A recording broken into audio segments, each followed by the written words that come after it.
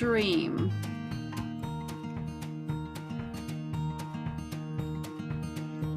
And we are streaming. We are ready. Yay! We're rolling! I'm gonna start the timer now. Mark.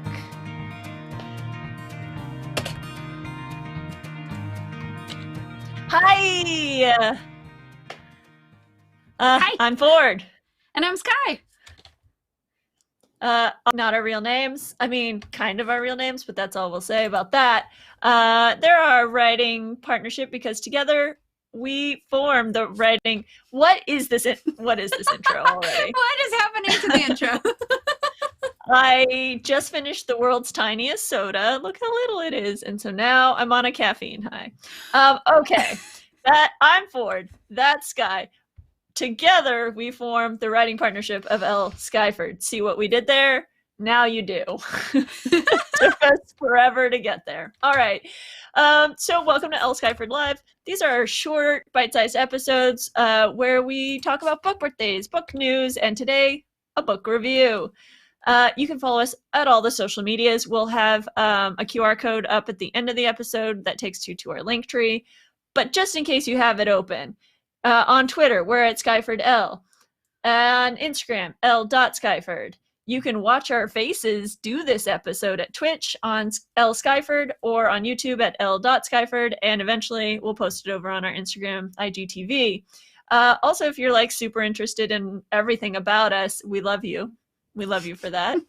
And you can continue stalking us on our website at lskyford.com. There you go. Did I forget anything? No, you're good. No, you're good. I was like, wait, that's my line. This and every episode is chock full of spoilers. So if you have not read the book we're about to talk about, awful sentence.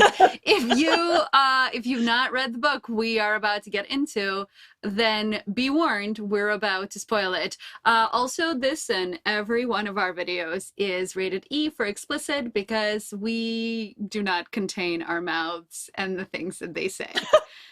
There will be lots of fuck words. It's possible. Probably. All right, so today we're going to talk about Suleikha Snyder's new book, Big Bad Wolf, coming out next week. But before we get to that, correction from last time. Yes. So last time I might have said that Brian K. Vaughan wrote Sex Criminals, the comic where people who have sex stop time and then they become bank robbers. That's not true. That's blatantly false. Matt Fraction wrote those comics. So my bad. Mea culpa. And that's it for corrections. And that's it for corrections. That's not bad, just the one correction. So far. Right. So today we are talking, like I said, about Big Bad Wolf. This is what the cover looks like. I bring this up because, I'm going to talk about this cover. I've been talking about this cover nonstop. It is a very good cover. Yes. So that's my story on that. So elevator pitch for this book is, and before I get to the elevator pitch, I actually have to say that I had no idea how to say our lead character's first name.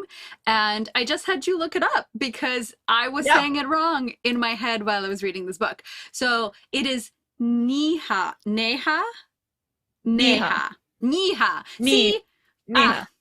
Yeah, either. Okay, thank you. She was Naya in my head this whole time. I skipped the H altogether. But so Neha and Joe meet in an interrogation cell. She's trying to get him a retrial for the murder of 6 bad guys. And he's trying to get in her pants. It's really too bad that this shifter, he's a wolf shifter, we find out, is wanted by the Russian mob because Neha is desperate for him too.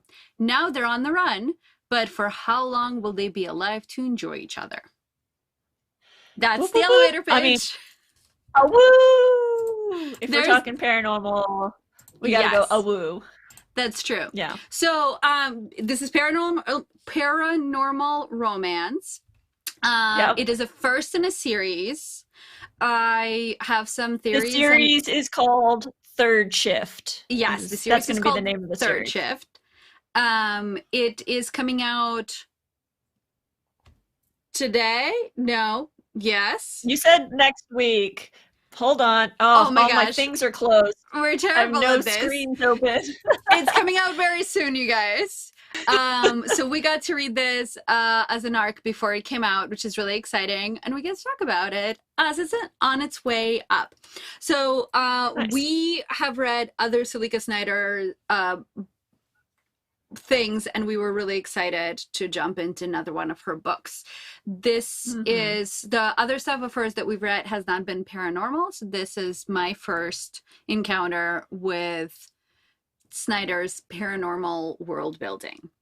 All right, would you like, so we're gonna do this Q&A style. Would you like to do the first Q or the first A? I'm just waiting for like my calendar to open to see when this actually releases, because shame on me for not knowing it and turning off my phone to record like a chump. Like just a big old chump. Let's come back to this because wait, aha! It's loaded. It's not this week. It's next week. It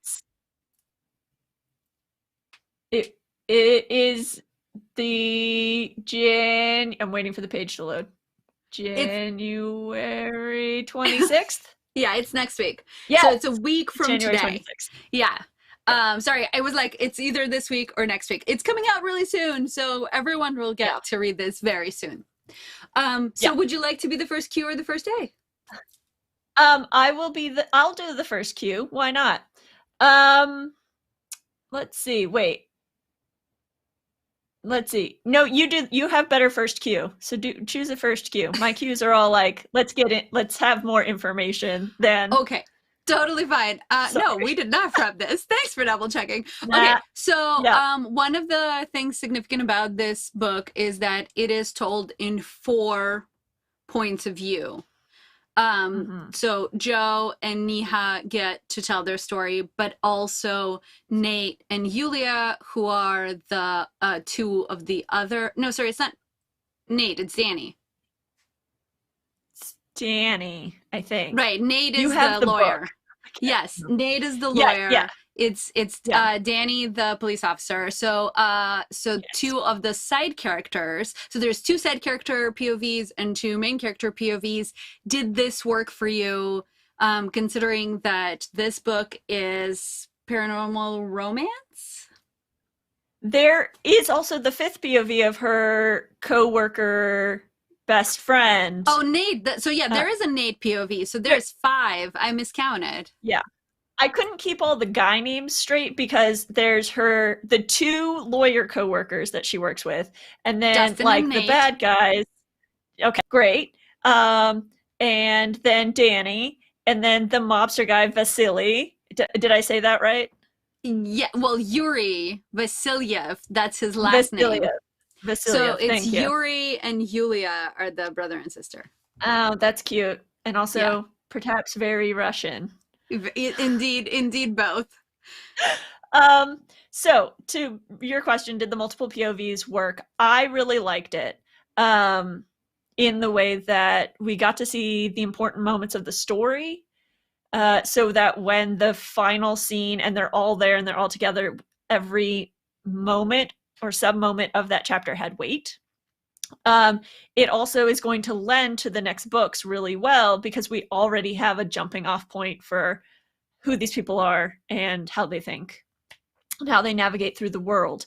The one thing that it didn't do is it cut the Joe Neha story off a little bit at the knees.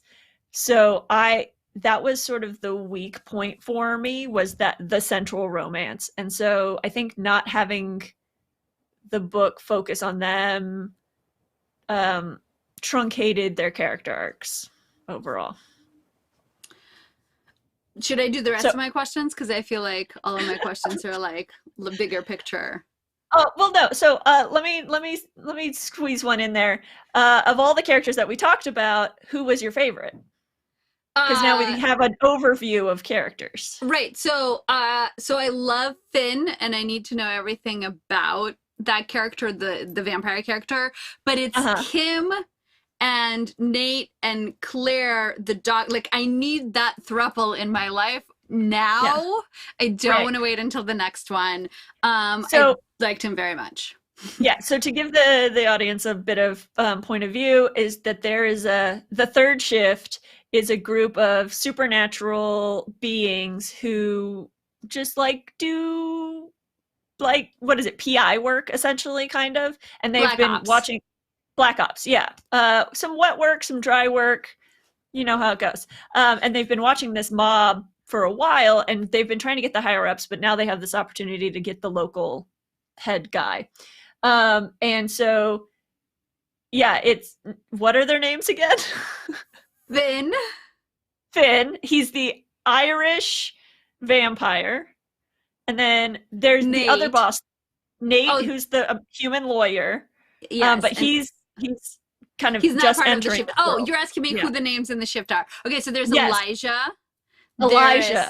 And they all call him Liege, and he's the lion shifter. Get it? Yeah. It's a good one. I was reading it as Lige. Well, it still works because Liege, right? So and he's the lion. And then there is Tate, who is the warlock. He's like the guy on the phone until the very, very end. Yeah. And then Claire. There's Claire, and she's a surgeon, and she's human.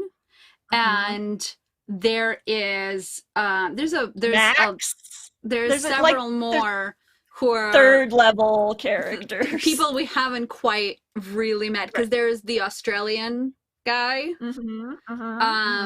who drives them a lot of the time. So there's a bunch of them. I want this to be a TV show so badly, because I feel like there is so much fodder in here. Police procedural drama, but with supernaturals. Yeah, for sure. So you're very much into the Claire, Finn, Nate, Thurple. Yes. Same. It was the best. Like, I was like, more of this scene. I don't care about this other scene. Tell me more about whatever is happening with this. Right. So this leads into another question, if you don't mind me going back to back. Go. Finn is this very like exudes sexual energy all the time, and everything's a double entendre kind of jam.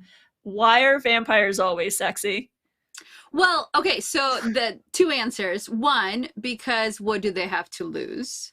Right? Like, all of us are not our most confident selves because we're afraid of people discarding us because they don't like our swagger. And then life is short, and so we all don't want that, right? Like, if you really go into the psychology of why we're not all just swaggering about like that. But what does he have to lose, right? If in the next 60 years someone's gonna shun him, big whoop. He's got the whole world, and also he implies that in this world he doesn't have eternity, but that he has a significantly longer time than other people. And then second part of my answer is, if you read Christopher Moore's whole series that starts with Bite, he's a very unsexy vampire. That's very true. He breaks the mold. He's the vampire who's not sexy. But he has the most, but I genuinely think it's because the stigma that most of us sort of apply to constant sexual promiscuity doesn't have to be there, right? Like, they can simply discard that, and so they do. Cool. I like that. You're right. Yeah. And then it's also the being beautiful and sexualized and all of that is the bonus for having to drink blood. Like, that's how a lot of stories try to balance out the pro and con of the there's this terrible thing that they're doing, but at least they're pretty doing it. And we sort of don't get into the mechanics of whether or not when he drinks blood, it's pleasurable for the person he's drinking from, because that too is sometimes the trade-off of I think about Rochelle Mead's Vampire High School and the Dompiers and all that series. Mm-hmm, Rose mm-hmm, something? mm-hmm, Rose Academy? Something. mm. No. Anyway, where, yes, drinking blood is hyper pleasurable for people. So. And I mean, that's not the only one. That's I feel like that's a Yes. lot of the lore. So Yeah. that's my answer. There are unsexy vampires, and also they just don't care about you as much as you care about them because they have a longer lifetime. They're It's true. nihilists. So they're nihilists, but also, they get to, because they know that thing, they get to, it's a very much, if you have the swagger to begin with, does that make you sexy? It's chicken or egg right there. And he Fantastic. tells us that he had the swagger before he was a vampire. He True. tells us his parochial upbringing and that he got in trouble for sleeping with the brother, the sister, and the mother. And that is definitely pre-vampire. Did you just use parochial in a sentence? Yes. I'm giving you 2 thumbs up. Thank you. Gold star. Thank you. You're welcome. That was easy. That's all you need. Impress me with words. Good to know. Good to know.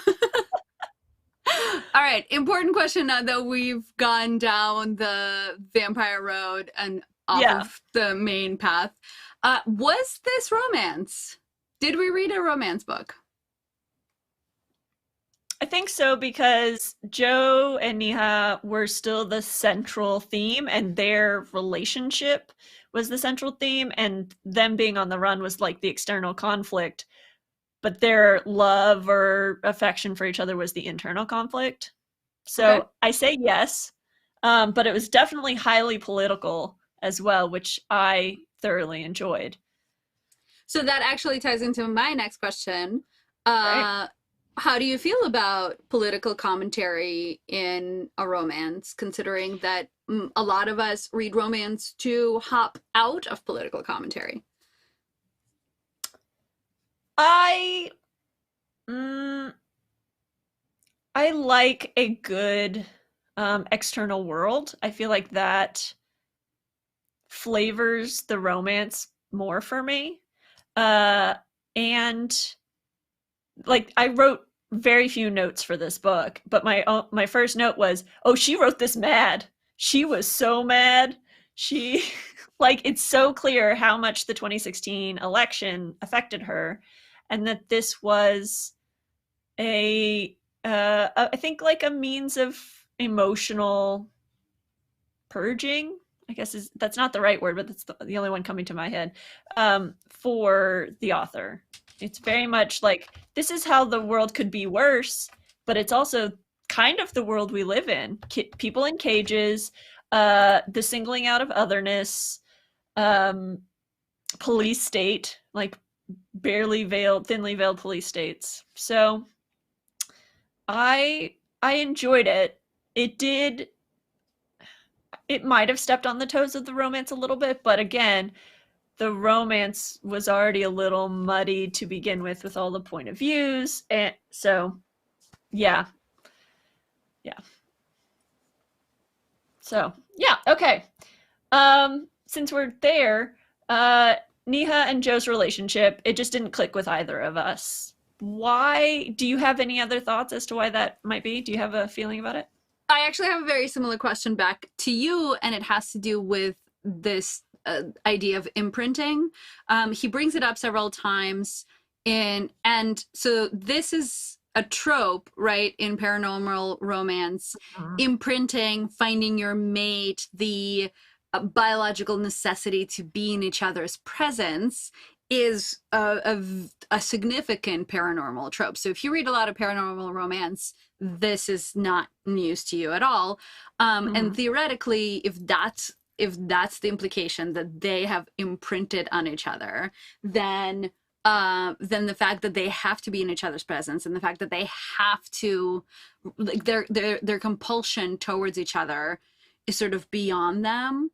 That would have been something that I could have really leaned into, but he insists so thoroughly, and so does she, that this is not imprinting, that this is not that biological need that they are choosing to be together.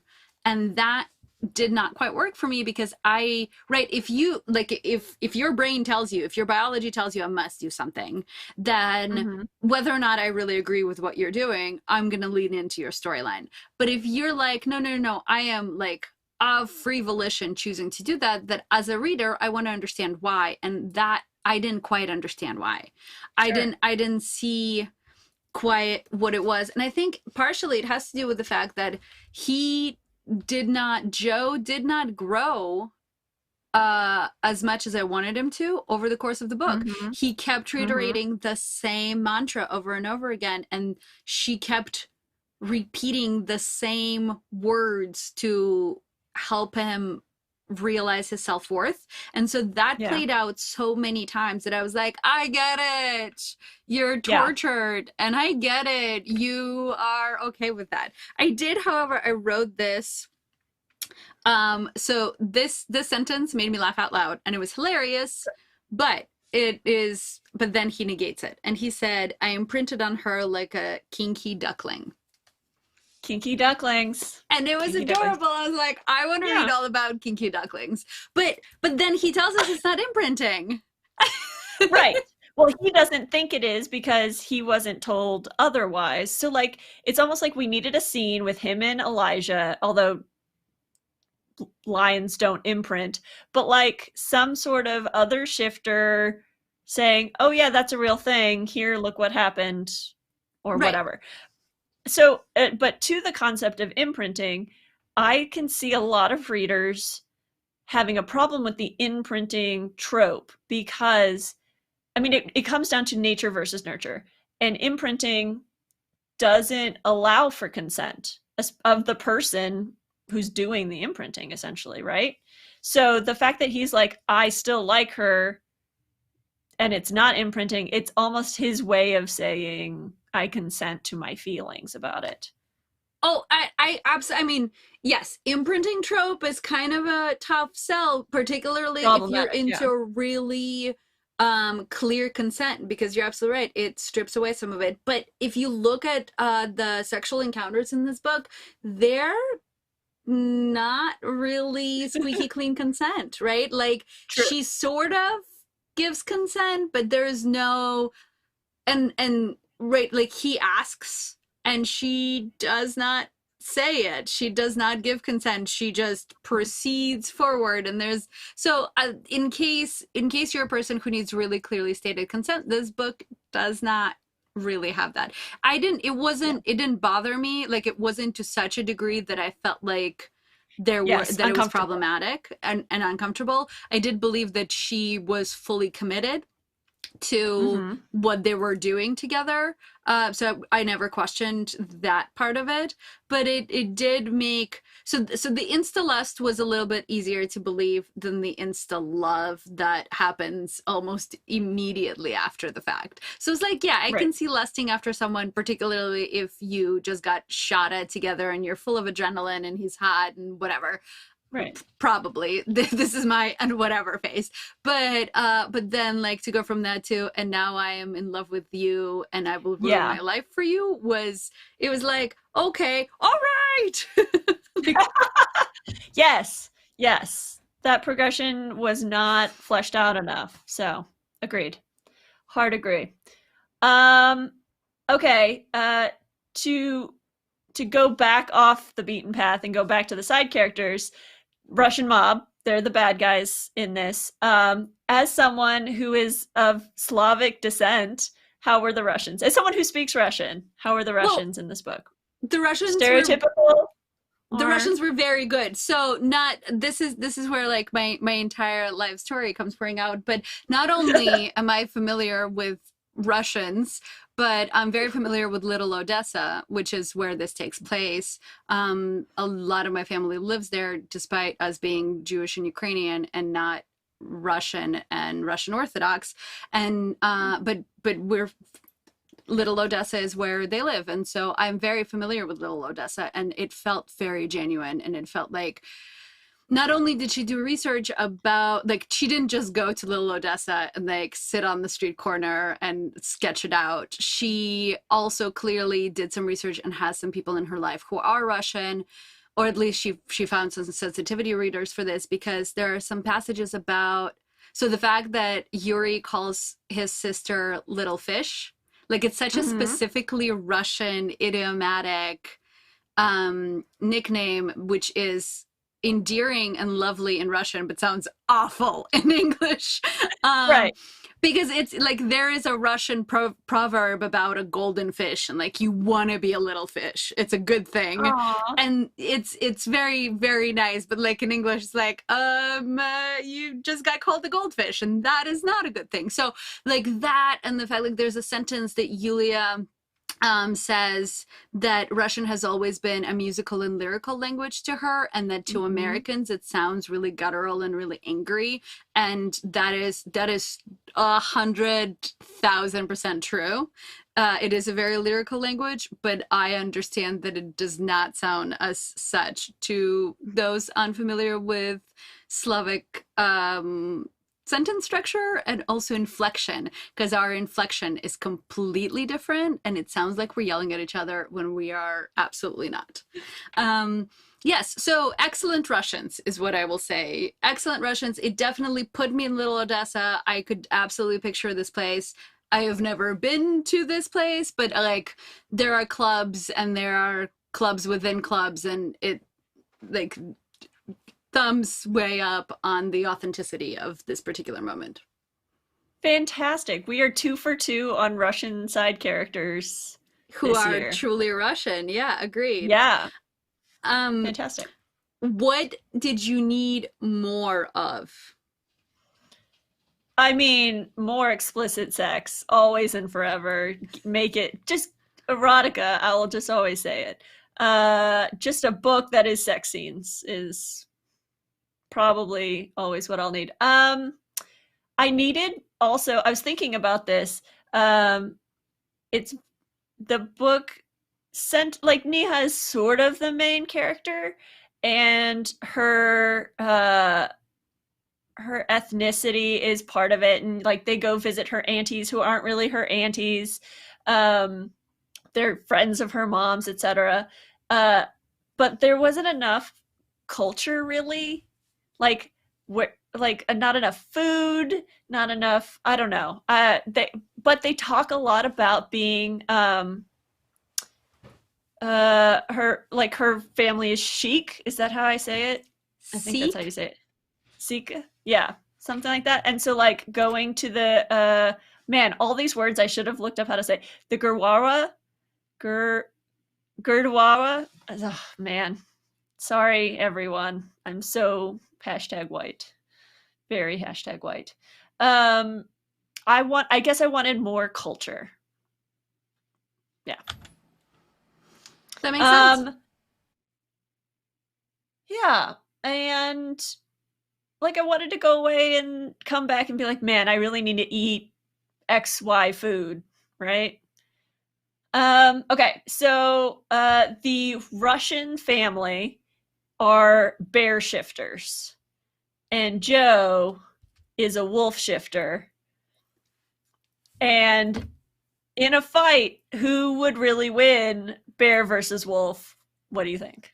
So here are a couple of things here. There's a bunch of things. Firstly, the Russian bear family's last name is Medvedev, and that literally means of the bear. So sure. So well done there. Well done there. Sort of bringing it back to the conversation last time about a Russian last name, which is meaningful. This again had it, and I thought that was like a fun little thing. And Medvedev is a very common Russian last name, so it might have been a coincidence, but I hope it wasn't, because it means of the bear, and so it would have been a great tie-in. Secondly, Joe explains that he can fully become a wolf, or he can sort of be part wolf, part man, and then he is more clever because he operates more on his human brain, not on his animal brain. And so I would say that true bear v wolf would be all bear, no wolf, just by body mass. But in that fight, he stays in his human form for a long time intentionally, while the bear stays a bear. And then when the bear shifts back into a human, that's when he goes full wolf. So I feel like that is the crux of how he wins, if we really were to get into the nitty-gritty of it. That is what I asked about. So it's tactical. It's tactical, right? He is the more experienced soldier of the two fighters, and this is where it was to his advantage that someone trained him to utilize his skills. Yeah. Fantastic. Well, that's all the questions I had. They're all the questions I had too. I have a lot more feels about this, but I feel like there were so many things, and I am absolutely looking forward to the second in the series. I want to see where this goes. I definitely don't think that this is as much romance or even as much paranormal romance as I wanted, because it was so much world with like a little bit of storyline. It did make me drink chai, because she drinks chai at one point to calm down, and I was like, I think I'm gonna go get like my chai and make chai. So it did make me do that. It didn't make me get Russian tea, which they did bring that up as well, but of the two I went and made chai. I would say when she made chai, I go, oh, I could go for a chai, and then I go, no, these are two different kinds of chai, because I'm one of the like Starbucks American chai, and not chai means tea and like tea leaves flavored chai. So I was like, I'm too American for this chai. Duh. Yes. So I made chai with the tea leaves and the spices with no milk in it, because I just like it spicy and not dairy filled. Tell me about Russian tea. So the word chai in Russian literally means tea, and most of the time it's Ceylon black tea, very strong, like this perfect amber color, and usually served with lumps of sugar, and you put the sugar in to cut the tannins in the really strong tea. So it's usually Indian tea, and so it's very similar, minus the spices, right? So it's usually from the Ceylon region. Cool. So now you know about the more you know about tea. So in terms of Booklandia, I would say like read this, because I feel like, so I'm gonna put the cover back up. So this cover is great and whatnot, but this cover and what happened in this book are not the same thing. Yes. We did not really see this like a sexy monster. We saw a wounded man who happened to have vulpine bits to him. Vulpine? Oh, you're really trying to earn that double gold star today. I get it. Actually, now that I said that, it's lupine. It's lupine for wolves and vulpine for foxes. So no gold star for me, because I got it wrong the first time. So it's lupine. But like, so this is still a solid book. This is still a solid, like, solid 3 stars. Especially if you like a meatier conversation starter that isn't just super fluffy, really well executed. Particularly if you plan to continue with this world, great, like, step 1 of third shift. Read it maybe closer to the release of the second one, and then you can jump right in, because I know that now I'm going to be waiting for the second one to come out, and I'm going to be anxious about it, and I really hope to see what is on this cover in the second one, where it can all be like smoldery and steamy and not like hurried and broken, and danger bang, which apparently is also a trope, and we didn't even talk about it, and they do it twice. We didn't even talk about so much danger banging. I would also want to point out that the sex scenes are plentiful, but not all of them are explicit. One of them is in a semi-public place, so if that's your thing or not your thing, you get to know that now. Yes, agreed. All right. Well, if you like Adventures in Books and updates on our upcoming projects, please follow us on social media platforms, on Instagram and YouTube at L.Skyford, on Twitch at L.Skyford, and on Twitter at SkyfordL. I'm Sky. I'm Ford. That's been this episode for L.Skyford Live. We hope to see you next time. Here's to danger banging. That was us. Unexpected? Well, gotta try something new every time. Agreed.